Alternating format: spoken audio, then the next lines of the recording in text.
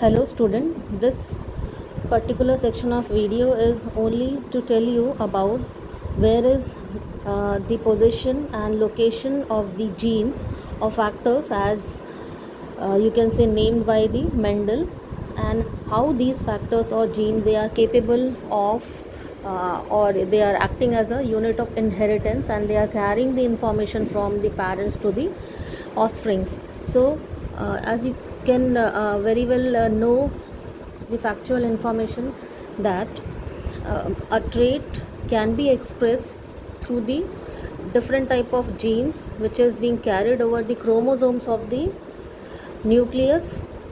So it may exist either in the three forms. So one of the form is the homozygous dominant form, in which the allelic pairs here, suppose we are taking the case of plant height. Okay, so the height is the trait exhibited by the plant or the organism, and it is represented by the two type of contrasting characters. Either it could be you can say depict the tallness in the plants, or it could depict the dwarfness in the plants. So suppose the majority of the population they are exhibiting the dominant trait, which is being having the plant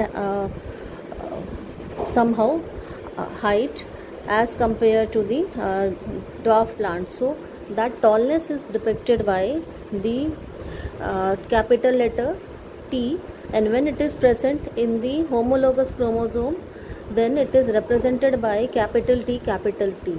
So what is the other condition in which these genes for the tallness they may exist? They may exist in the form of heterozygous form. Okay, so what happens in this?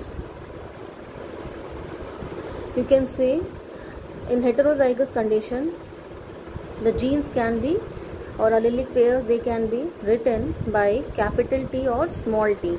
And the third type of position in which the allelic pair they exhibit in the loci of the chromosome, it would be small t and small t. So how it can be understood, you just see.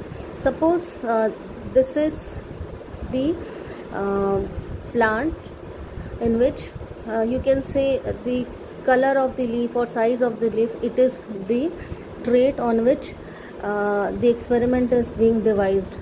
Or let us take the example of the Mendel's monohybrid cross, in which the plant height was taken into the consideration.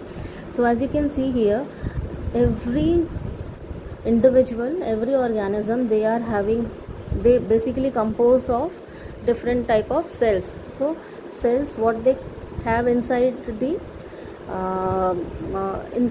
they are having the nucleus. So nucleus, as you can see here, is basically the centrally located, and most of the area is occupied in case of the plants by the these nucleuses, where you can see the condensed structure. And in this condensed structure, at some stages you are able to see the chromosomes. So these chromosomes, they are attached to the one together through the centromeres. And now you can see here in this case, two homologous chromosomes are being shown here, and these two homologous chromosomes, they are having the chromatids arms, and in which I have shown you the three pairs of alleles or genes. And the area where these genes they are lying, they are almost adjacent to the homologous chromosomes. So these areas, they are basically known as locus. And if it is in multiple numbers, suppose we are taking the three allelic pairs, so they are altogether known as loci. So here you can see the first, suppose we are taking the example that first pair of alleles, they are exhibiting the character which is you can say is able to depict or express the characters in the form of height. So this blue color structure or blue color loci, see,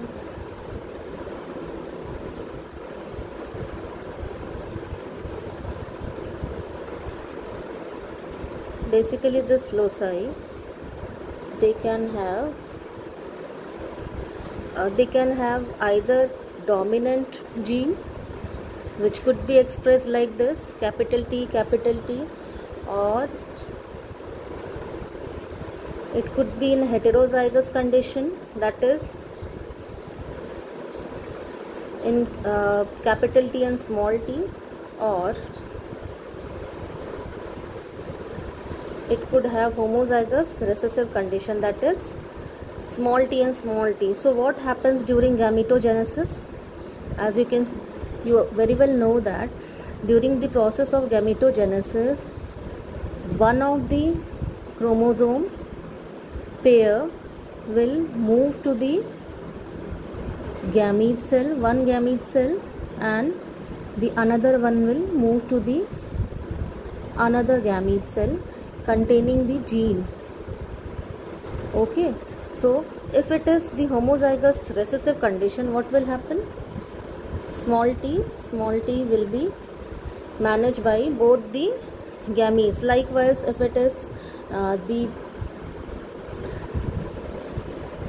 gene pair, for example, let's take the gene pair where the loci is somehow I am showing little bit nearer to this chromatid. So this is the second pair of allelic pair through which you can see the seed coat color is being exhibited. So seed coat color, as you know, it could be either green or yellow in nature, and if it is yellow, most of the pea seeds they are dominant in representing the yellow color seeds. So we are taking the capital Y as the representation for showing the dominant gene. So this chromatid is containing the dominant Y. It's not visible, I'll take this. So this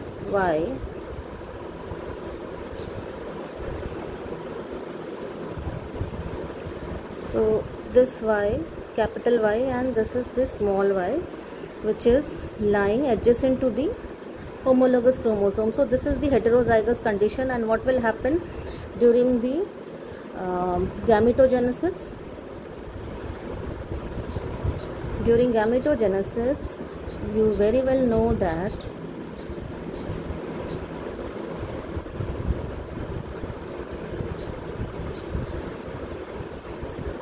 one of the Y chromosome will be carried by one gametic cell and one will be carried by the another gamete.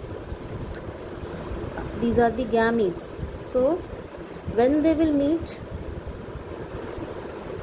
okay, suppose this was the male parent, similar type of gametes will be formed in a heterozygous female parent, and the combination will result into the type of gametic pair in which the conditions for the traits, either it could be homozygous recessive or homozygous dominant or heterozygous conditions can be exhibited.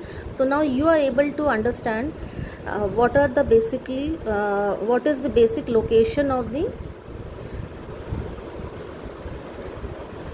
genes over the chromosomes, or you can say the factors as suggested by the or referred by the Mendel, or you can say the pair of alleles, where is the position of alleles over the chromosomes. So this was all about the location of genes.